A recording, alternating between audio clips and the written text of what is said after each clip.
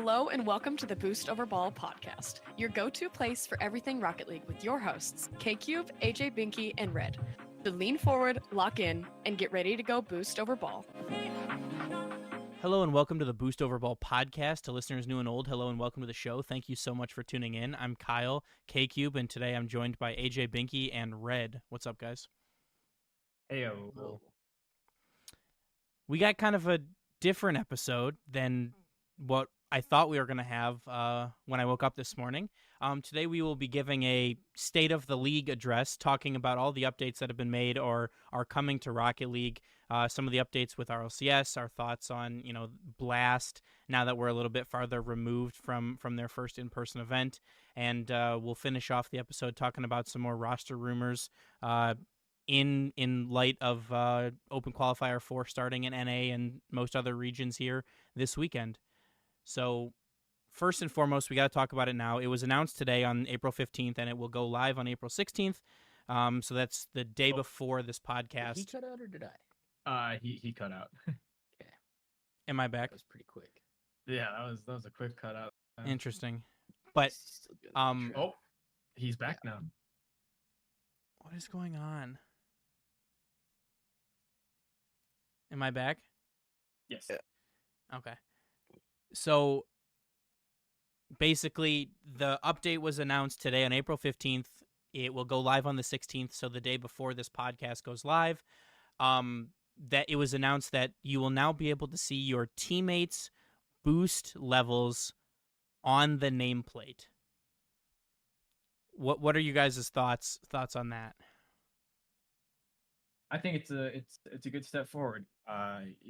We've been wanting some form of a mechanic change to Rocket League for a while, and this definitely is not, I would say, a little unexpected.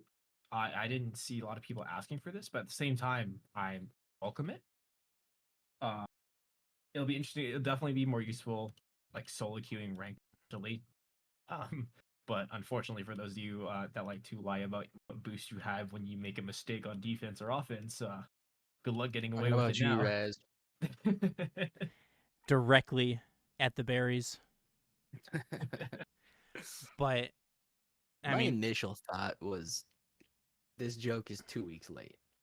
But- It's a little past April Fools, yeah. And I've felt that about the last couple big announcements they've made.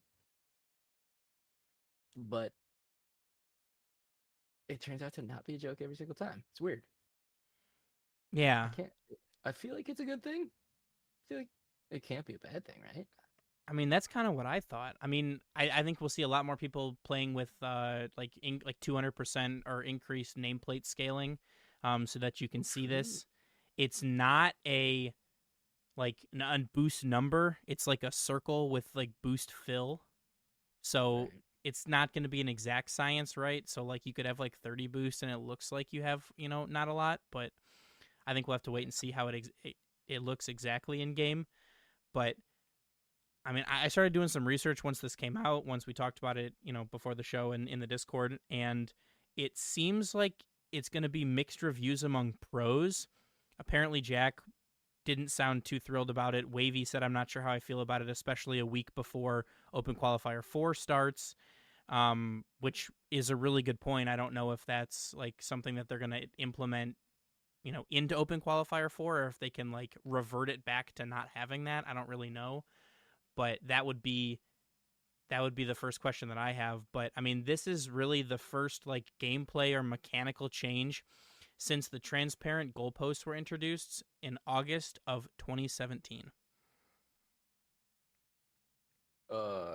7 years? Yeah. Man, I feel old. Six and a half? That's insane. So Like, I knew it had been a long time. I mean, and that I'm including like, or I'm talking about like changes that have potentially changed the way that the game is played. So not like, I mean, there's been hundreds of There's been updates small and changes. UI changes, game modes, like quality of life fixes, stuff like that. But this will seriously change how you solo queue and the viability of solo queuing, in my opinion. Yeah. So the pros. Pros have been complaining about this. I mean, not really, but like, like they've had some negative takes, right? Yeah, it seems like they're like I don't overall the get pros are generally more negative, whereas the general populace is like overwhelmingly positive. Well, I mean, I guess like being able to know how much boost your opponent has would give you an advantage. You just see your teammates. No, I know. Oh, I see what you're saying. Yeah, yeah.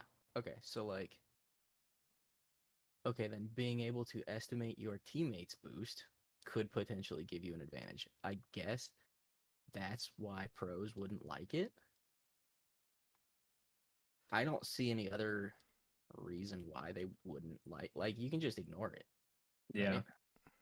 Like what's the point of not liking it? What I don't understand their side of the argument here. Yeah. I mean, I think as well it's a thing I did hear that I think you toggle it, right?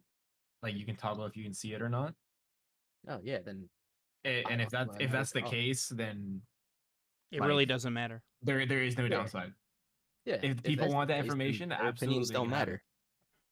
matter. I will say I wouldn't mind instead of a fill, uh, a circle that fills up with boost if it was more like number, but that's besides the point.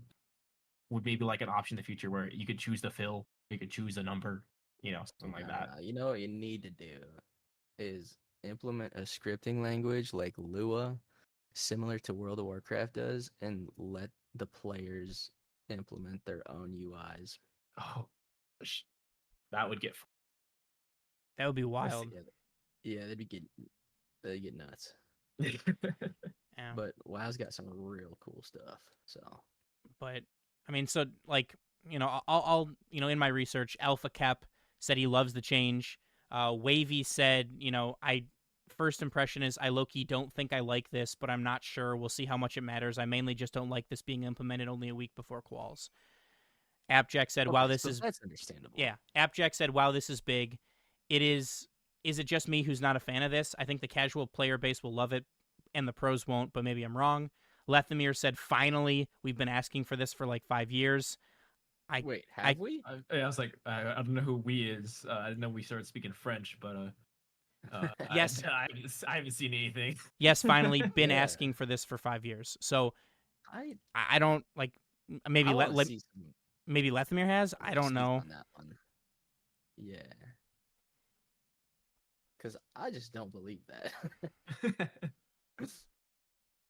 But I mean, Squishy had posted a little bit longer of a tweet and said, in any team game, displaying resources openly to the team will help you make more plays and more confidently pre-position for what you think should happen next, especially when playing ranked by yourself.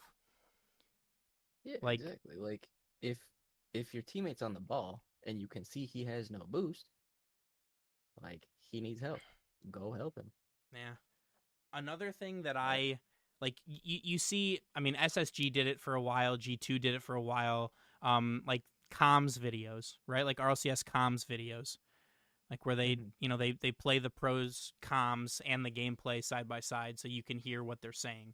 And the majority of pro comms is boost totals and, it revolves around boost because Rocket League is a game that relies on boost, right? So like being able to approximately like judge how much your teammate has kind of frees up comms for additional information for like team plays or for passing plays because you don't have to tell him how much boost you have. Yeah. So I mean it'll be interesting to see what kind of effect it has if they implement it into RLCS right away. Or, if it's a toggle option, maybe some people like to have it on and some people don't. I mean, a lot of Rocket League settings is personal preference. Yeah, if it's a toggle, I think Wavy has the only valid argument against it. I would agree. Like, there's things that could go wrong, for RLCS because of it. Yeah, and I mean, I'm like to some extent, I'm sure that like nameplates are important for pro games, like being able to tell who's on the ball or where people are, like specifically by name. But to like the normal player, like the names don't mean anything. It's just to tell, like it's just an indicator where of where they are. So like if there's something else there, it's like just something else for most people to not look at. Yep. At least that's my opinion. And that was my initial thought too. Was like, I doubt pros are gonna even do this, like pay attention to it at all, really. But Yeah. like casuals, I think it's fantastic. I think it's great. I'd kind of made the comment earlier where I'll probably have it on just because, but like the amount of times I will actually be looking for it will be pretty slim because as you go higher up in experience and level with rotations and positioning, you kind of have a general idea of Yeah, each you just learn to of your know. teammates' boost count. So Yeah. And, I think almost all having of be us have like picked it up. forcing myself to look for it might slow me down or make my rotations off. So we'll see. I'll be another doing thing- some limit testing with it. For at least for casuals, another thing I feel like would be like it could train people to use camera swivel more. Mm-hmm. That's a good point. But again, it's not like there's no way of telling if that has an effect, Yeah. Yeah. I mean, this could also like the more I think about it, the more I kind of think that maybe this is another change to try and make the game more accessible to people, make it a little bit easier, like when you're first picking it up, so that you can kind of judge, can my teammate make a save or do I have to go do it? Like, can he chase the Right. ball or should I chase it? Because Red, like you said, that's a really good point. Like as you get better and better at the game, you think less and less about the game. Like you kind of just do it and you know where you're supposed to be and you know where your teammates are supposed to be and you just kind of trust that they have the boost that they need to do what they need to do. So like, maybe it's just trying to lower the initial skill ceiling a little bit to try and help get more people to stay in and play the game more. At least Was that's there a question there? My headphones cut out. Yeah. Sorry, I kind of zoned out for a second. no, not really a question, more of just like just a general like thought, I guess. Yeah. But It'll be interesting. I'm sure we'll hear plenty about it from the Reddit posts from across the internet tomorrow. I'm sure we will. But I don't next, see how anybody could have a valid like. Yeah, RLCS Wavy's take is good, but apart from that, I just don't understand the other. Oh, Yeah. nobody wanted this. Why are we getting like? why are people complaining cool. about an update to the game? That like, that they've been doesn't change complaining anything. that it hasn't had an update for how many years now? Six years probably. Like 7 years, yeah. Yeah. So like we get an update and then they complain about what the update is. Yeah, It doesn't make sense to me. doesn't make sense either. But we'll talk again about kind of the state of Rocket League here at the end. But we got some RLCS format updates to go over. The first of which being that the open qualifier double elimination matches are now best of 5, starting at top 192. The people were listened to, and they are now opening up double elim sooner into the open qualifier process. None of this double elimination best of 3 nonsense. So we should see what I would guess to be a little bit more stability in the teams that are qualifying. Maybe some less upsets as series get longer. Generally, upsets tend to happen less and less. We also see that Swiss stage seeding now considers overall seasonal performance instead of the seemingly random way things were seeded before.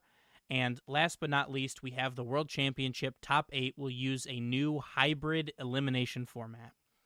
And for people who didn't read through the, 10-page document that they released, like I did because I'm crazy. The World Championship Hybrid Elimination Bracket will consist of the top 8 teams that qualify from Swiss from the World Championship, sorted into 2 starting groups based on seeding. Teams who are seeded 1st through 4th will be designated as the upper group, and 5th through 8th will be the lower group. All matches for the hybrid elimination bracket will be best of 7. For this bracket, groups will begin by playing matches amongst themselves. 1 plays 4, 2 plays 3, and will play.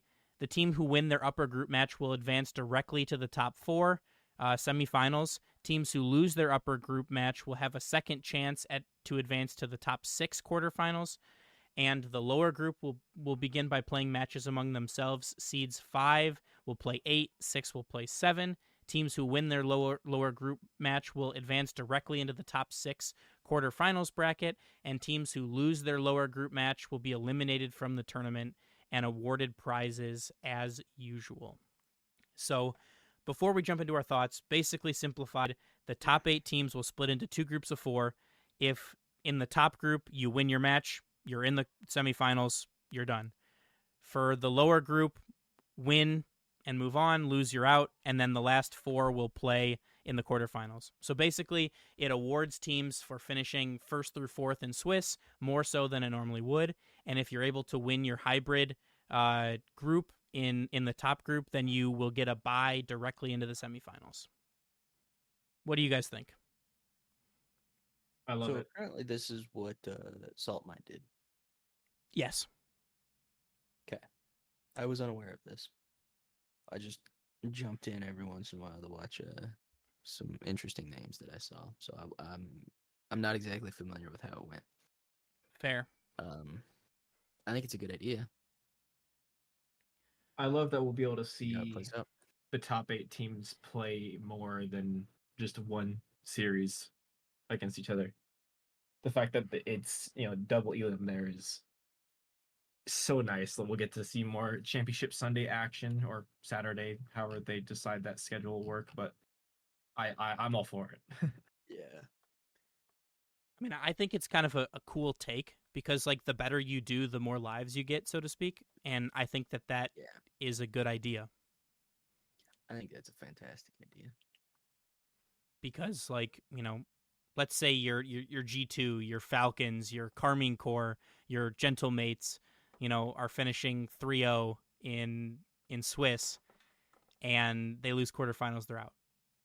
That seems a bit weird if the first match they lost was, knocked them out. But in this new format, you can lose a match and kind of regain and then fight your way back into the finals still. So I think it's a good compromise, and I think it benefits the fans because, like Red, like you said, you get to see more matches in person, which is really what everybody wants.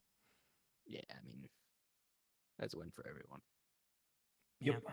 Especially because it was announced as 2, then changed to 3 on a typo. There will be 3 in-person days for the World Championships. So we'll get to see more Rocket League, which is exciting. Woohoo! Okay. Next, we had last weekend we had the Star Chasers Showdown Series 1, sponsored by Ally. This is the all-women's Rocket League tournament with an all-women admin team and tournament organizers and everything like that. It concluded this weekend with G2 Luna as your champions. So a big shout out to friend of the podcast, Karma, and her team G2 Luna. They only dropped 3 matches total, all in group stages, and swept their way through playoffs, including a sweep over Gen G in the grand finals. Let's go G2. Who's We on can't Gen G? we can't get it done with the guys, but we can get it done with the women. Yee. What were you gonna say, AJ? Who's on Gen G? I believe that's still like Bella and Here, I can look it up. Gen G. maybe it's not. Let's see here. Courtney, Bella, Kate. Yep. Yep, Courtney Oh, Bellacate. okay. Gotcha. And cool. G2 Stride is Karma, Talibird, and Avenger. I forgot Gen G's coach is Chrome for Yeah. that team as well. Interesting. Yeah. And then you have another we got to give another shout out. They unfortunately went 0-3, but Torchix, which is Jade, Nasumi, and Hira, coached by DJ TJ, Hey, because nice. he doesn't do enough things, right? You know. Yeah. My God. But again, congratulations to G2. You know, I watched some of the streams. Everything looked awesome. You know, I love to see, you know, the talent that they have here. You know, Top Gun was an analyst and, you know, caster. You have Lemon Kiwi. You know, some people that a lot of people know. So I was excited to see, you know, the different talent that they can be showcased there. And you know, I'm happy for all of the women that got to compete in this tournament. So there are 2 more showdowns and an all-star tournament. All of the dates for those can be found on RLE Sports repost of the Radiant post. So if you are interested in finding out about those dates, you can check on Liquipedia. You can check on, you know, on Twitter. There's a lot of places to find it. It's good Rocket League, so I would suggest watching it and supporting everyone. So again, congratulations to G2 and the last kind of RLCS news that I wanted to, I guess, kind of recap on is and talk about is RLCS Major 2 will be starting up this weekend with Open Qualifier 4 from April 19th to the 21st in all regions except for Europe, which will be the weekend following. And, you know, RLCS is right around the corner. It's almost back. So I think that it's a good time to kind of reflect now that we're, you know, just under halfway through the season, because excluding World Championships. But I think it's time to kind of have a broader conversation about the state of the league, the state of Rocket League. So I guess, AJ, we'll start with you. What are your thoughts on the state of Rocket League as of April 2024? It's on an upward trend. Oh, I just hit my mic. Sorry if that was loud. Yeah, it seems like things are going really well. So naturally, I'm just waiting for everything to blow up. I mean, that's fair. Red, what are your first thoughts? You know, it's like I want to continue to believe that we're on the uphill trend here. I want to. I think there's some past trauma where I'm still a little cautious of all the good things happening right now. But I do think that we can't call Rocket League a dead game anymore, which is nice. You know, True. I believe the allegations have been beaten. Um, you know, they're making good content changes. They're starting to add mechanical changes. They're starting to, you know, they did the server update recently, which was amazing. There still could be some stability updates. There's been a couple issues I've had lately where we'll be mid match and half of the lobby will DC and the other half will like DC for 5 seconds and then come back and everyone else is just not moving. And it's just those like 2 to 3 players still playing. That's happened, I want to say 4 times now since the most recent server update. So would love if they fix that. But otherwise, I think we are going in the right direction. And I'm hoping they keep the streak up. Yeah, I mean, we like I share the sentiment as a lot of Rocket League fans. We have been hurt before, and we'll probably be hurt again. But I mean, it just kind of seems like we're kind of in an alternate timeline here, right? Like we got the London Major, the World's announcement in the same week. It certainly seems like Blast and Psyonix/Epic have really got the ball rolling down the hill, so to speak. We hoped that Blast was just kind of getting their feet under themselves and that they would start to get better as we went. But I feel like this is better than what we could have hoped for from them, at least, with all of the announcements that have come out about the venues, the locations, you know, tickets, everything like that. People can make plans, people can take off work, people can find flights and Airbnbs for significantly cheaper because they're not doing it like 3 weeks before the event, which I think is huge. Like you guys said, adding servers kind of out of the blue was a big win. Bringing back the Radiant women's tournaments is huge. The first major gameplay updates in 7 years is equally big. You know, whether it has a major impact on the game or not, it's still exciting to see that the support is still there, that they are trying to make updates, they're trying to make things better. So like it seems like Rocket League Twitter has been overwhelmingly positive. It seems like people that have been streaming Rocket League have been having a good time recently. Like it just seems like everything is kind of trending upward, which I feel like hasn't really been the case since like Worlds 2 years ago, or like right after Dallas Worlds. I just felt like the game was in like such a healthy state after, especially like after all looking at all the viewership numbers from that. So it's exciting to see all the people that are, you know, enjoying the game again, all of the positive things that are happening around the community, and how positive people are being. So I think you couldn't be more right. I think it's far from a dead game, which is stupendous to hear as a Rocket League podcast. But We've extended this podcast. Our life continues with this place. So yeah, thank you, Rocket League.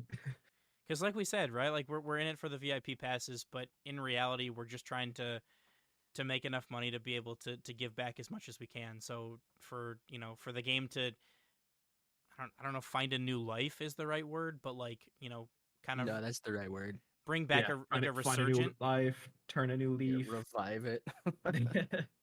It's something very exciting to see, especially as someone who plays like way too much Rocket League and has played way too much Rocket League. So cool to see.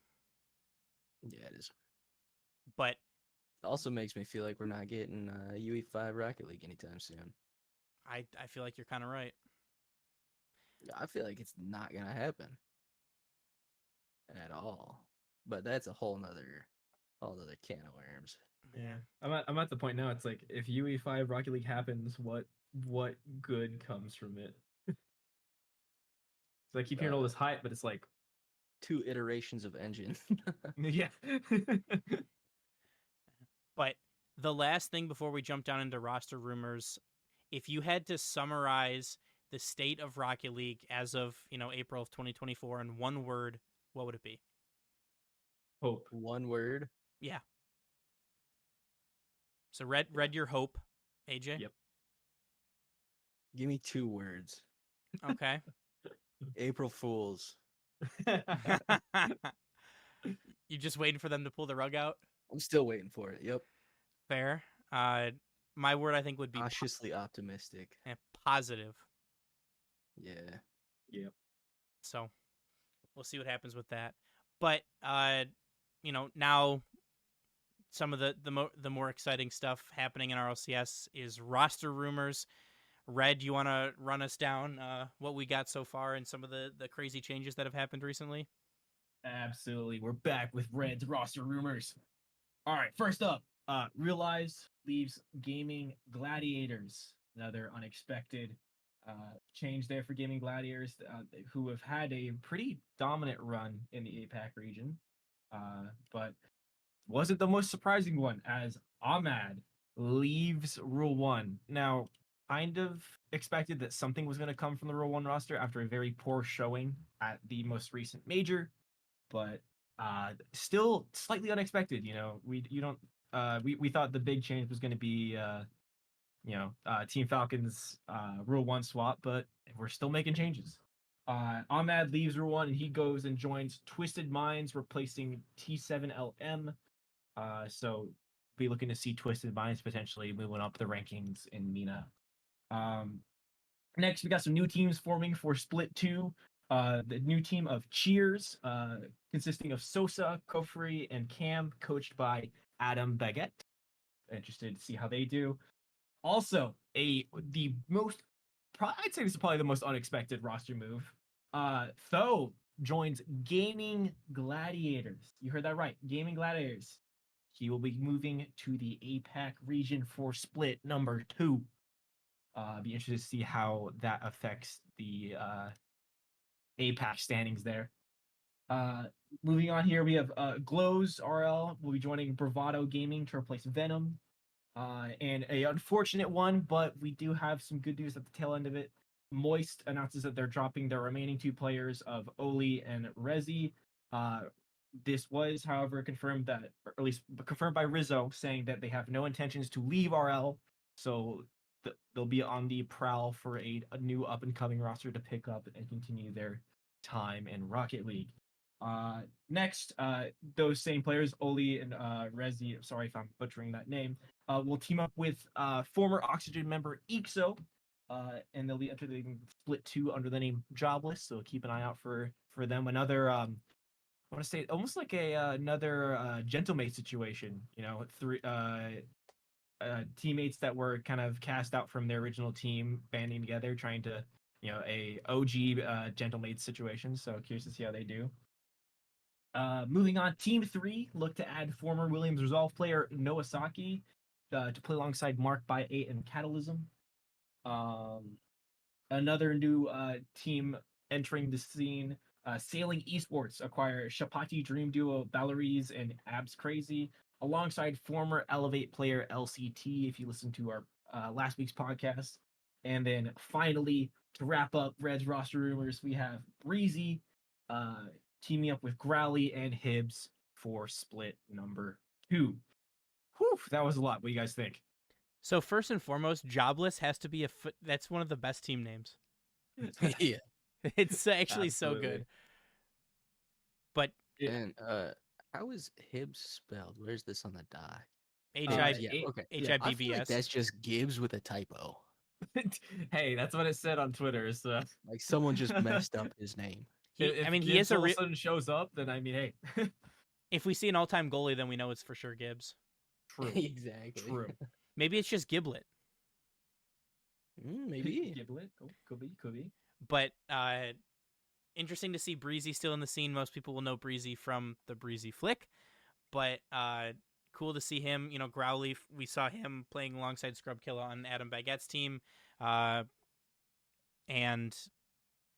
you know, good to see him make a return after sitting the split out. Kind of, you know, hopefully Mark by 8 can find some success after you know, kind of being dropped by BDS. And hopefully Moist will stay in the scene. I'm very interested in what team they pick up. Potentially Magnifico, potentially, you know, some other teams. I think that they're going to stay in EU. Pirates on a boat? Pirates on a boat, Top Cougars, That'd be something like cool. that. Yeah. What's your guys' opinions on Tho hopping over to APAC? That one, I know we've said this before, definitely wasn't on the bingo card, if I would say so. What's your guys' opinions on Tho making the region swap? So it's interesting, right? Because like we have and will continue to, because it's hilarious, ragged on No Money Clan for, you know, registering their whole team in SSA. Is this that much different than moving yourself to a new region?